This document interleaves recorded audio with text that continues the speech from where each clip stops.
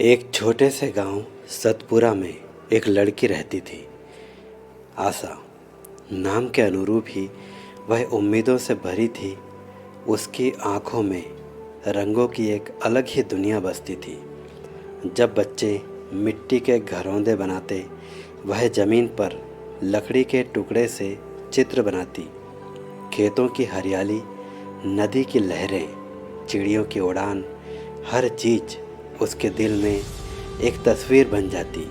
लेकिन उसकी यह कला सिर्फ उसके दिल में थी, क्योंकि घर की गरीबी के कारण वह रंग और कागज़ नहीं खरीद सकती थी।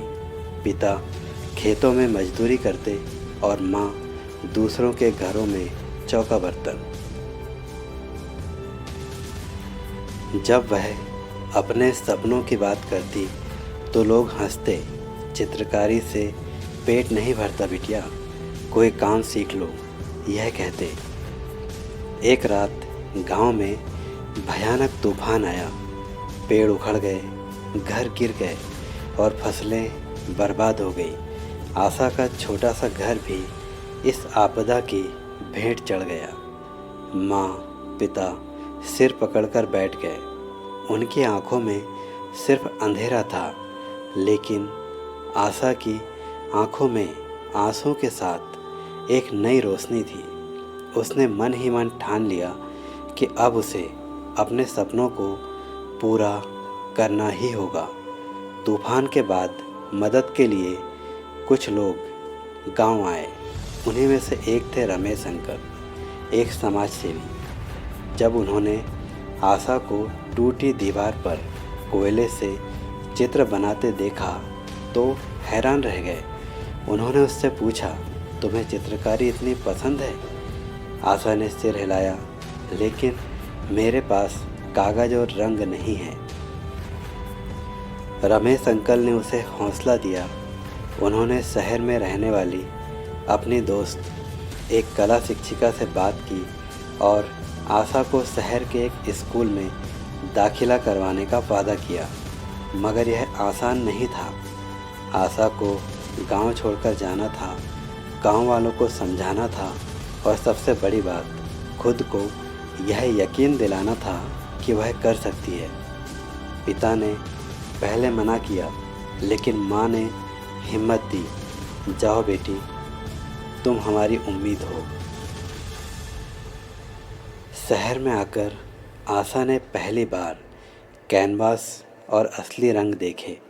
उसे लगा जैसे उसकी दुनिया खुल गई हो। लेकिन यह सफ़र मुश्किल था। बड़े बड़े कलाकारों के बीच खुद को साबित करना आसान नहीं था। कई बार उसकी पेंटिंग्स को नज़रअंदाज कर दिया जाता। कई बार उसे अपनी कला को कम आंकने का एहसास होता। पर वह रुकी नहीं।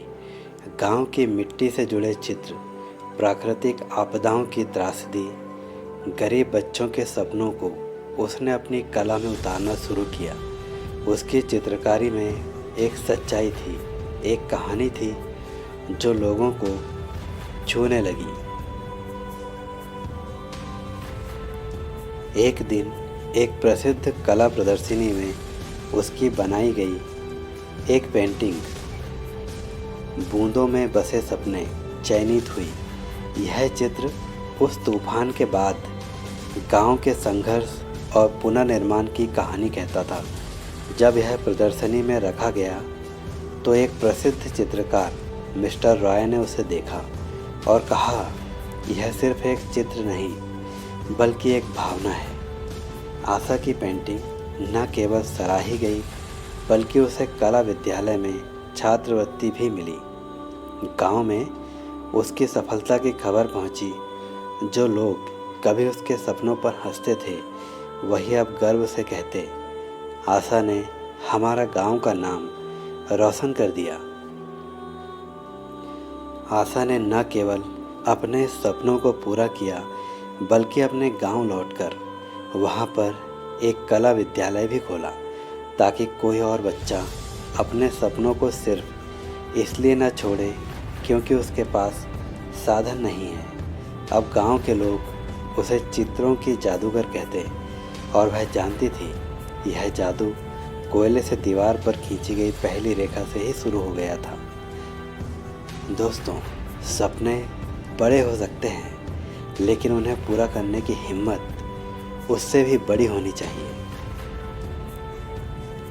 दोस्तों, उम्मीद है आपको यह कहानी पसंद आई होगी। यदि आपको वीडियो अच्छा लगा तो इसे लाइक करें, शेयर करें और भी ऐसे प्रेरणादायक वीडियोस के लिए चैनल को अभी सब्सक्राइब करें।